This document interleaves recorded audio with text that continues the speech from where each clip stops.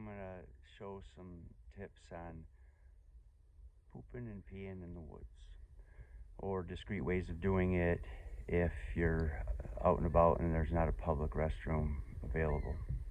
And the things with that is, one is discretion, because it is a fine, public display, or however they word uh, those fines and tickets. So you want to be discreet every time.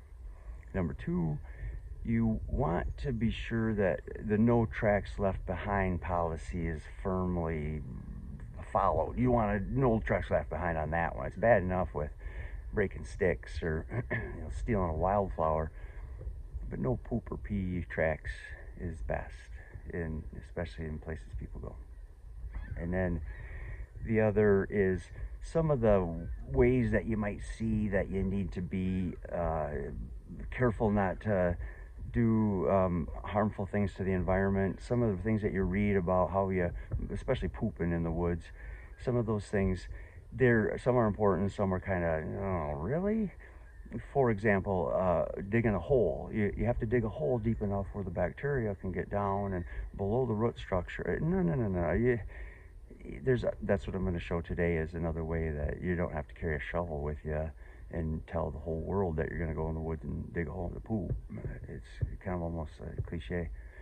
So, in the campgrounds anyway. So, some of those things that maybe have historically been appropriate, and they still are appropriate, definitely good things to do, just overkill, just not practical, not something you're going to do when you're out and about and you just, oh my gosh, can't find a bathroom. I can't find a bathroom. I have to do something. And that's some of the things that I have put together here, and I'm going to show as techniques for how to poop and pee and nobody knows you did it. So that's how this is going to go.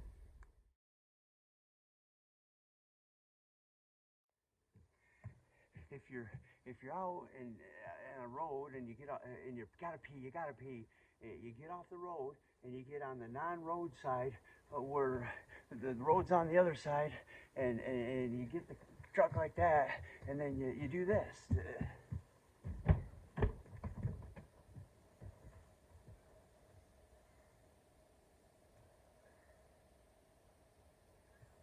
Get it done.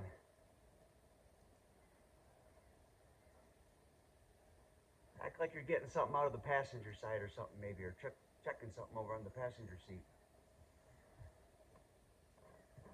But keep peeing the whole time is the important part.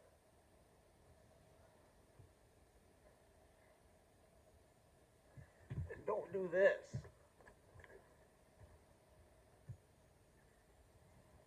Just be real discreet. Act like you're fiddling with something. Get back in the car and keep going.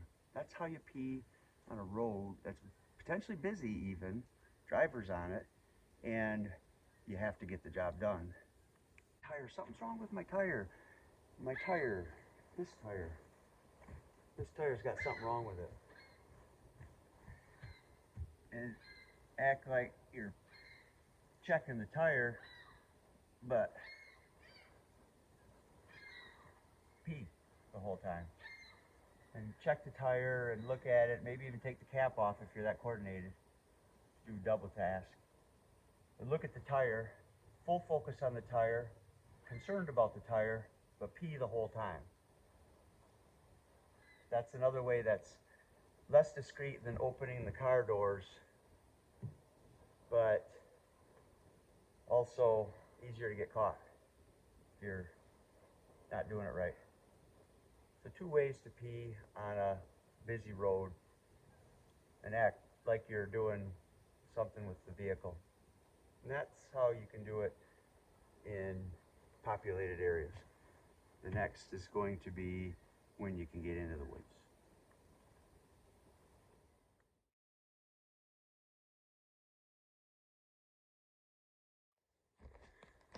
And then you have some type of a tissue or a wet wipe or something that has gook on it. Maybe one of the girls just peed, or you have some gook on it and you're in the woods. You just want to get rid of it. You don't want to put it in your pocket. You don't want to take it with you. It's gooky. I need to make it gookier. And now you want to get rid of it. What do you do with it? Well, first you find a stick that has a little heft to it. Something not like this. Not that. Something more like this. Good solid poker stick. Good poker stick. And then with your foot or your rocks here are tougher. Normally you could get that and push it in. So you push it in and you just drive it in.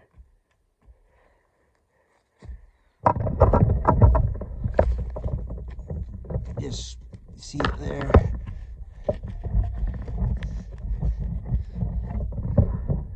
Then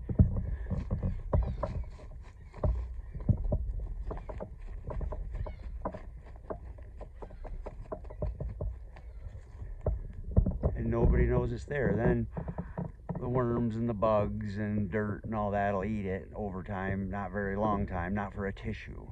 You don't want to put other things down there, but for a tissue that you just got to get rid of, like in the context of pooping and peeing mostly, but anything yucky in the tissue world, you can poke into the ground with a sturdy poker stick and brush the leaves back over top, and bugs will eat it.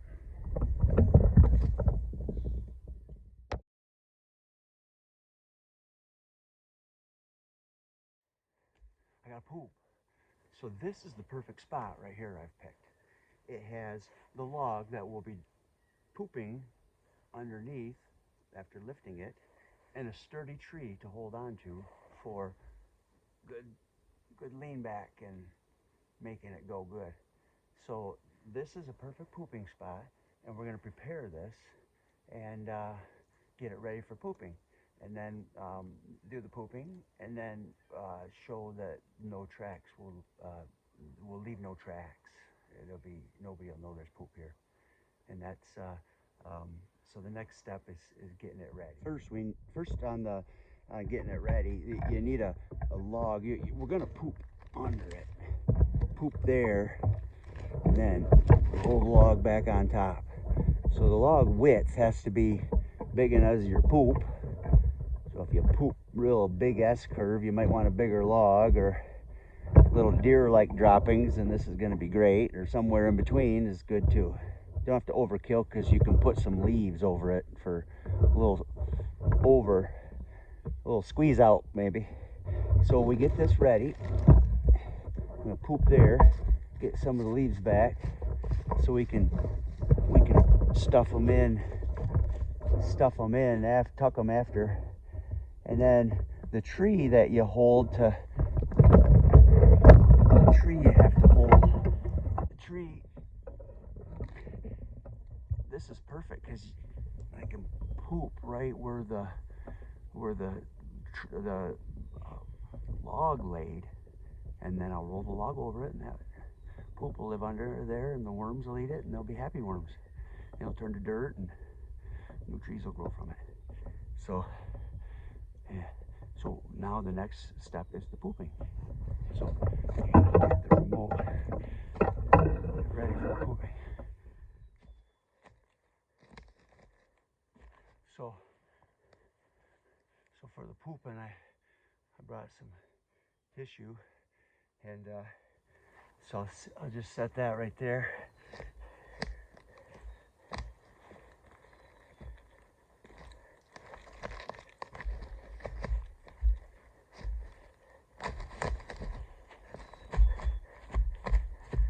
Okay. Okay. Oh, I just got this thing I had. I dropped my chocolate coated granola bar. Doggone it. Oh, just a minute. Wait for the pooping, just a minute. Oh, we'll just use that. We'll just use that for the poop. Hey, that's better. It doesn't stink as much. Use that for the poop. Here, I'll move it a little bit. Move it here. Oh no, now our tissue we can't reuse that. Almost look like it has poop on it. We'll leave that here. We'll leave it right with the poop. Put it on top of it. And we're gonna grab that big log and roll it right on top. Oh, my wrapper. Oh, I'll have to get another chocolate bar for the next. I still got poop too.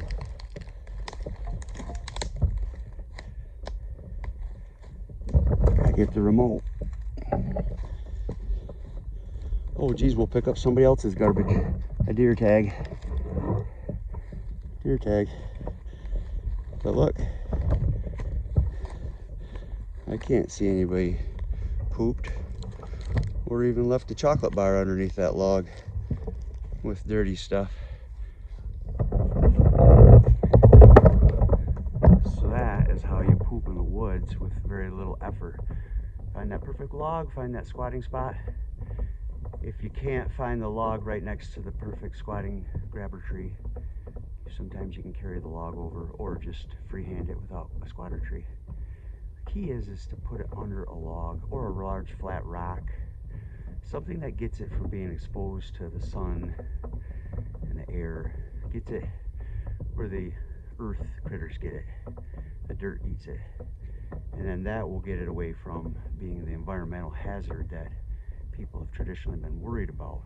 You don't want to be the cause of beaver fever. You don't want to be the beaver of beaver fever. So if you get it away from the water bodies, for pooping especially, meaning just make it so if a good rainy day comes by, your poop doesn't wash in that river for sure within the next month or two. So that's how you be able to poop in the woods and not leave any sign that you were there and be environmental friendly.